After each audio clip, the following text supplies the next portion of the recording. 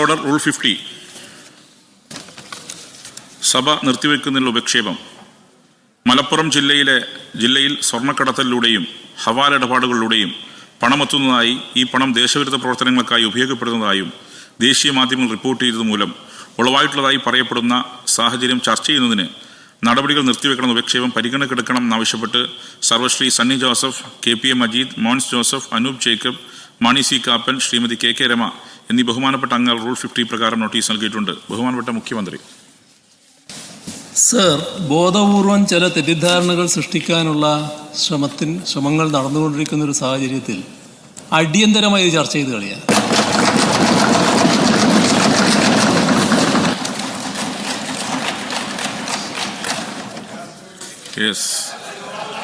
Order ശ്രദ്ധ ക്ഷണിക്കൽ.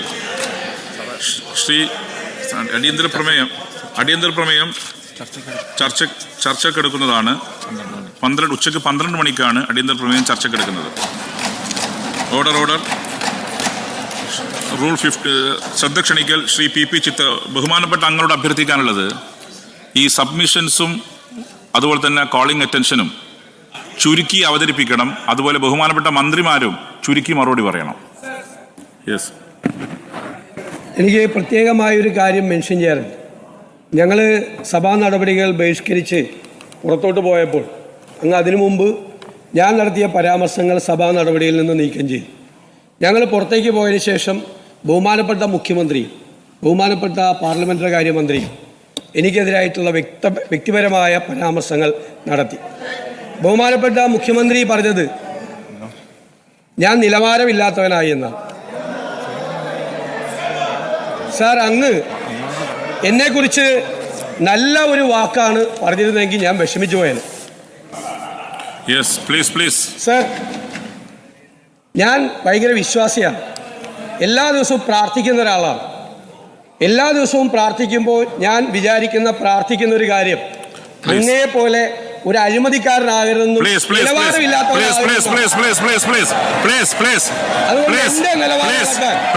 അങ്ങ് വരണ്ട. എന്റെ നിലവാരം ഇളക്കാൻ അങ്ങ് വരണ്ട. പിന്നെ പാർലമെന്ററി കാര്യമന്ത്രി നിങ്ങള് ബഹുമാനപ്പെട്ട അംഗങ്ങൾ സഭക്കകത്ത് ഇത്തരം പരാമർശം നടത്തുന്ന രീതി ശരിയല്ല. ബഹുമാനപ്പെട്ട പ്രതിപക്ഷ നേതാവ് ചെയറിനെതിരായിട്ടാണ് അധിക്ഷേപം ഉരിഞ്ഞത്. ചെയറിനെതിരായിട്ടാണ് അങ്ങേയറ്റം നിലവാരമില്ലാത്ത വാക്കുകൾ പ്രയോഗിച്ചത്.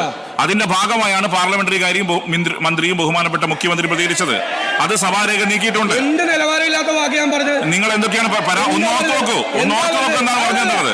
ഒന്ന്, ബഹുമാനപ്പെട്ട പ്രതിപക്ഷ നേതാവ് നടത്തിയ ഒരു മിനിറ്റ് ഞാൻ പറയാം. ബഹുമാനപ്പെട്ട LOP ഒരു മിനിറ്റ് പറയാം. അതെ, ഞാൻ പറഞ്ഞതിനെ സംസാരിച്ചോ? മൈക്ക് കൊടുത്തിട്ടില്ല അവിടെ മൈക്ക് കൊടുത്തിട്ടില്ല. ഞാനല്ലേ സംസാരിക്കുന്നത്, അവിടെ മൈക്ക് കൊടുത്തിട്ടില്ല. ബഹുമാനപ്പെട്ട പാർലമെന്ററി കാര്യമന്ത്രിയും അതുപോലെ പരാമർശം നടത്തി, എനിക്കെതിരായി പരാമർശം നടത്തി. ഞാൻ ഒന്നും പറയുന്നില്ല. എല്ലാവരെയും കൂട്ടിയോജിപ്പിച്ചുകൊണ്ട് പോകേണ്ട ഒരാളാണ് പാർലമെന്ററി കാര്യമന്ത്രി. ദൗർഭാഗ്യവശാൽ അദ്ദേഹത്തിന്റെ വകുപ്പ് പോലും ഭരിക്കാൻ ശേഷിയില്ല. വേറെ ആളുകളാണ് ഭരിക്കുന്നത്. അതുകൊണ്ട് അവരൊന്നും ഞങ്ങളെ അളവെടുക്കണ്ട. സാർ, ഈ സഭയിൽ MP രാഘവനെ തല്ലിച്ചതച്ചിട്ടില്ലേ? അന്ന് ആരായിരുന്നു പാർലമെന്ററി പാർട്ടി ലീഡർ? ഈ സഭ തല്ലിപ്പൊളിച്ചപ്പോ പുറത്തു നിന്ന് അതിന് ഒത്താശ കൊടുത്ത ആരാണ്?